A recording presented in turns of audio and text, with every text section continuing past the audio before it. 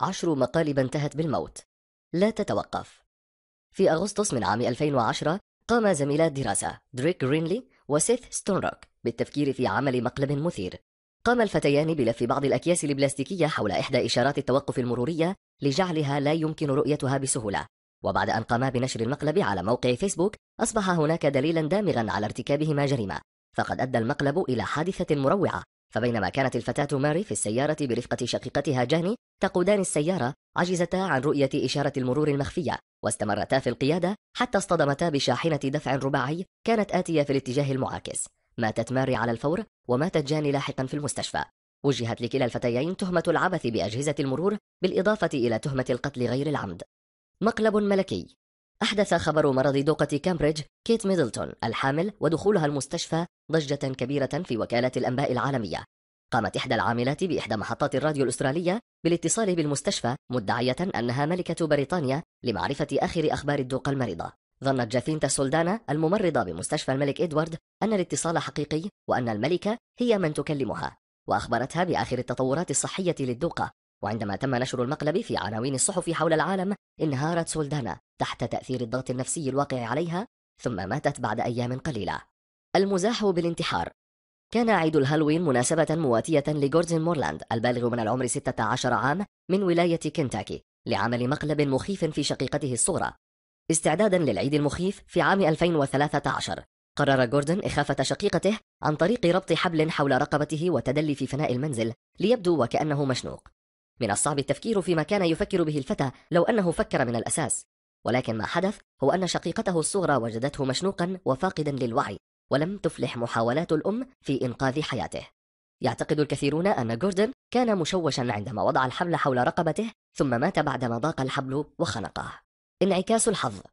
قام 3 من الأصدقاء بالانطلاق في رحلة قيادة حول العالم، وبينما كانوا متوقفين للحصول على بعض الراحة بالقرب من كوينزلاند في أستراليا، قرر أحد الأصدقاء المزاح، فقام بقيادة السيارة تاركا خلفه أحد أصدقائه.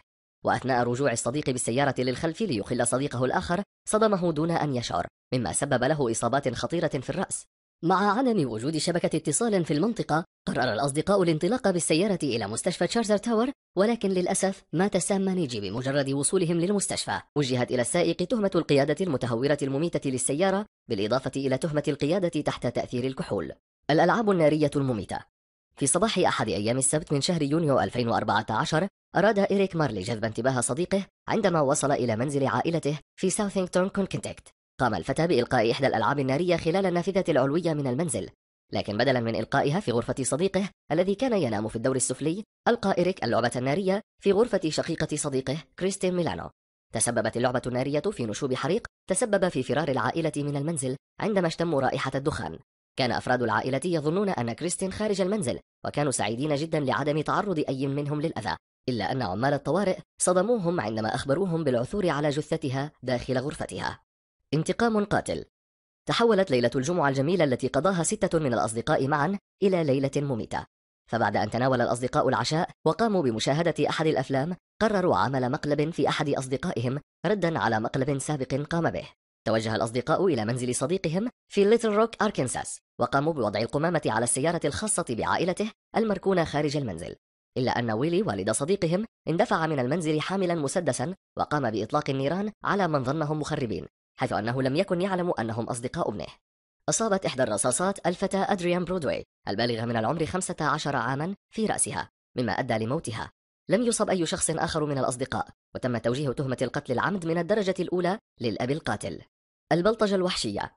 حالة بلطجة وحشية حدثت في روسيا وأدت إلى الموت المفجع للفتى سيرجي كاسبر البالغ من العمر 17 عاما والطالب بالصف الثامن بمدرسة الفنون التطبيقية.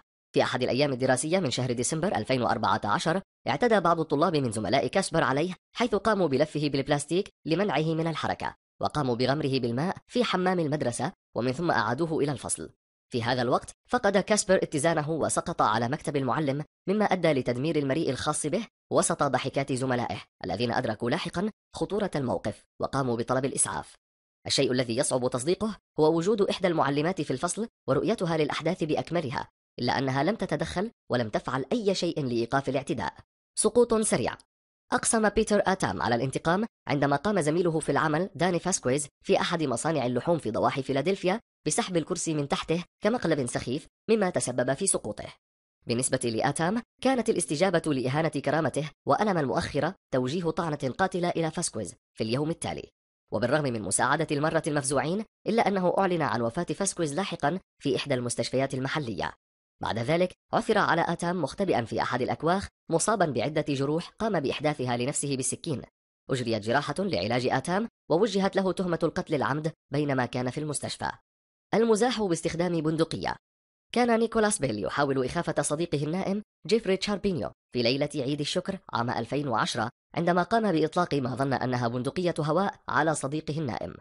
لسوء الحظ اتضح أن بيل أطلق على صديقه بندقية صيد حقيقية من عيار 22 في الصدر، مما أدى إلى قتله.